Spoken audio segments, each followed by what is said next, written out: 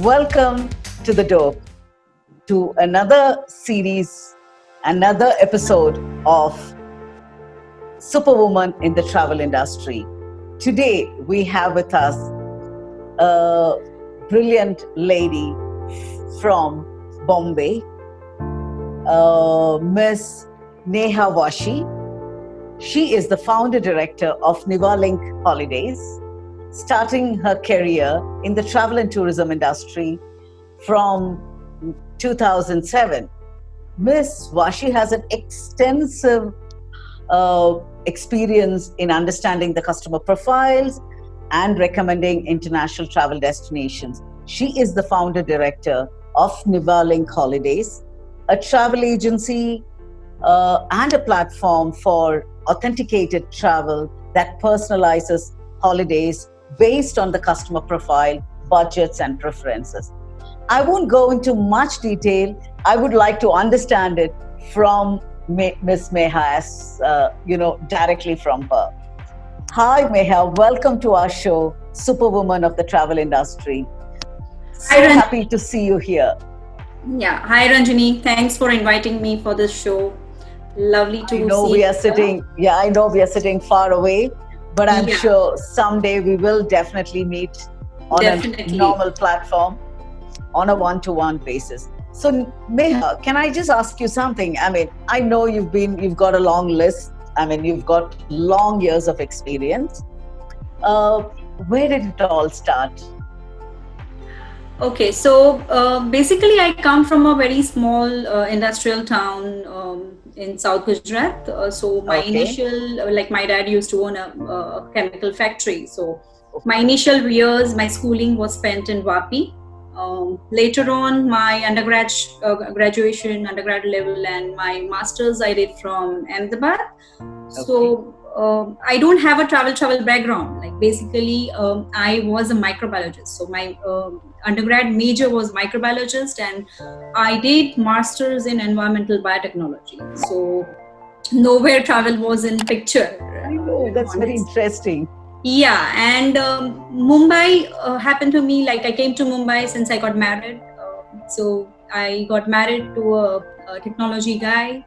He had his own .com company, and I worked for a couple of years in MNC, pharmaceutical multinational, as a research and quality control analyst. And the only one thing, I was always passionate about travel. So I think on one of our trip to Kenya, back in 2001, we said that I think we need to pursue travel as a profession. Why not give it a try? So after a year, I guess, when my son was born, Nivalink was formed by my husband.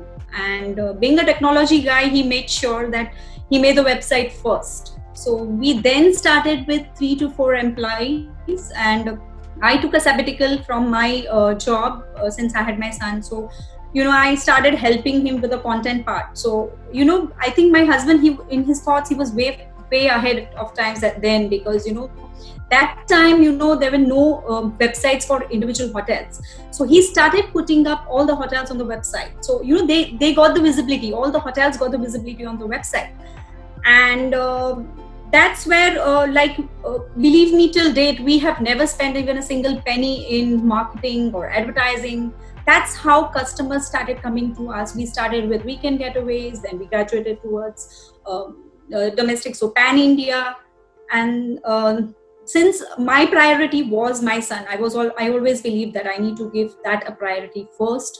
So I helped Nivalink to grow from helping with the content and all those things. And then once he started his schooling, my husband said that now we need to have an international vertical.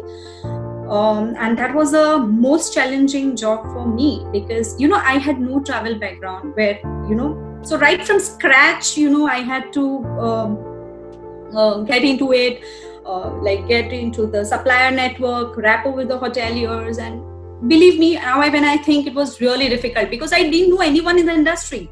So there was no backup, or so that's when, and then we at Nivalink, when we started our domestic vertical, we always believed that we are not going to sell like an agent type, like, just picking up a package from someone and just put a markup and selling it. So, we always have explored like extensively. We've traveled within India, and same model we applied for the international. So for a year, I traveled solo all by myself, like everything, like in and out, like, so because, you need to understand the needs of the customer, and with that thing in mind, that's how I took up the challenge, and there was no looking back after that. And do you also do a lot of corporate conferencing, MICE as well, or a luxury mark?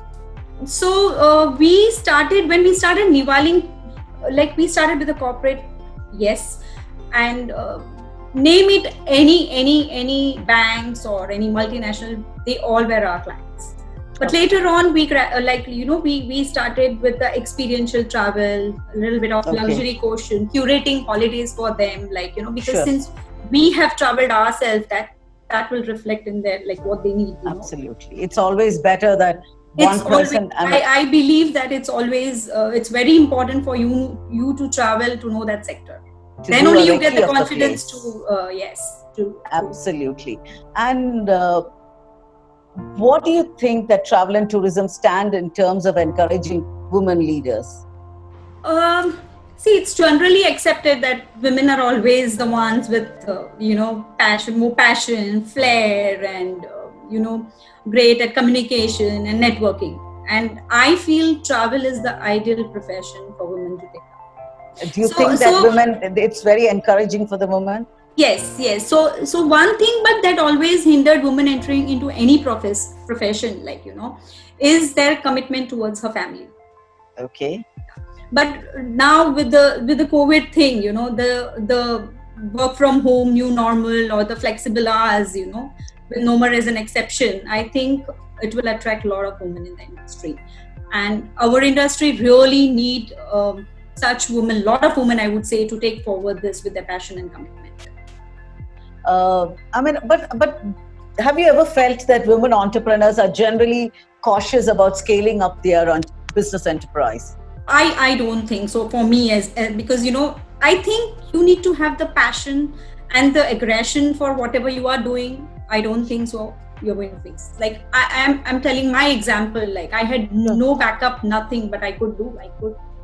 But do you solely handle Nivalink right now, or your husband handles another portfolio? No, so my husband, so mine is more of an online. So all our customers do, like, initially came through online. So we have a technology base. So he's a tech guy, and he is very passionate about wildlife, inbound. So all the inbounds, we have big chunk of inbounds. Okay. So the inbounds, the experiential travel, the technology part, other things are being taken care of by my husband, and international travel where totally I take care of. Wow, that's very interesting. Do you feel that in these times, and especially after COVID, sustainable travel must be much? Everybody is talking about sustainable travel, but as far as Nivalink is concerned, have you been passionate about sustainable travel? Yes, in fact, we always have been promoting. We are very much into selling sustainable travel rather than offbeat hotels experiences. We have been doing all the while because we are catering to a lot of inbounds. So initially, like before COVID, sustainable tourism, I would say, was the inbounds and the elite travelers would opt for. But after COVID, I feel it's going to change, because even the normal travelers, they are going to gravitate towards smaller boutique hotels rather than large resort options.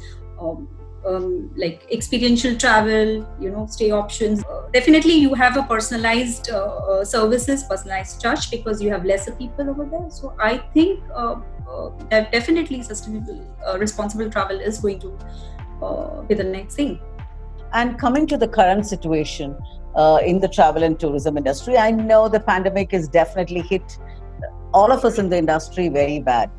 How has the lockdown and COVID affected your business and you personally?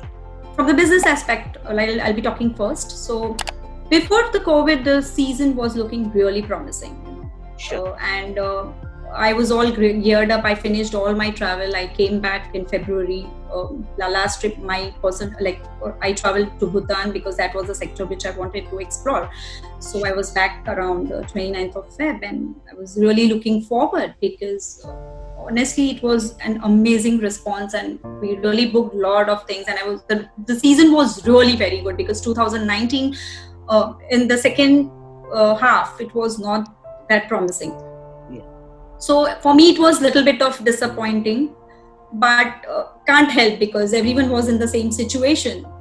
Things were like that, but team members are right now really supportive, and I believe travel is a basic need, and definitely it is going to bounce back. It's just playing a wait and a watch game right now. So personally, I would say that last year during the same time, my son was to leave for his further studies abroad. So I was so busy with my commitments with work. In the middle of the season, I could not spend time, and I was really feeling guilty, all through. Well, it was not that I was feeling guilty, and we were lucky. Just before the lockdown, he came back, and I'm having the best of the time. I'm cooking for him. I'm watching movies with him. We are spending time as a family, and I would say that would have been difficult before. I think with all it's a mixed bag.